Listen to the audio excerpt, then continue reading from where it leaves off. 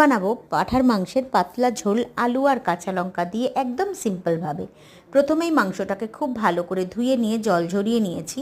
একটা বড় বোলের মধ্যে নিয়ে পরিমাণ মতো নুন, কাঁচা সর্ষের তেল দিয়ে খুব ভালো করে মাংসটাকে মাখিয়ে কিছুক্ষণ রেস্টে রেখে দিয়েছি। আদা আর পরিমাণ মতন রসুনকে আমি মিক্সিতে বেটে নিয়েছি। এদিকে কড়াইতে অল্প করে সাদা তেল দেব, দিয়ে পরিমাণ মতন আলুটাকে নিয়ে একটু হলুদ দিয়ে ভেজে তুলে নেব। দুটো বড় সাইজের পেঁয়াজকে আমি মোটা মোটা করে কেটে নিয়েছি। বাকি তেলের মধ্যে আমি ছোটো এলাচ, বড় এলাচ, দারচিনি, সম্বরা দিয়ে দুটো কেটে রাখা পেঁয়াজ দিয়ে কিছুক্ষণ ভেজে নেব।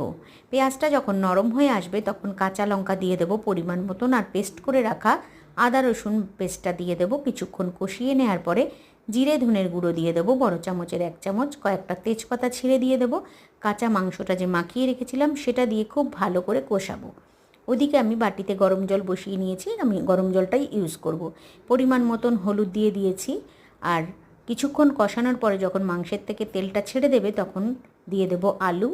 বেশ পরিমাণে একটু গরম মশলা দিয়ে জল দিয়ে প্রেশার কুকারে 4টে হুইসেল দিয়ে নামিয়ে নেব আজকে পাঁঠার মাংসের পাতলা ঝোল আলু দিয়ে আর কাঁচা লঙ্কা দিয়ে। কেমন হলো অবশ্যই জানাবেন।